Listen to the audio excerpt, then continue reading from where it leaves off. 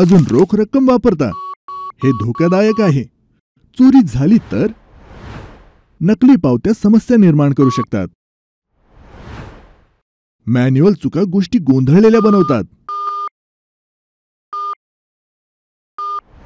अधिक हुशारीने पाऊल टाकण्याची वेळ आली आहे.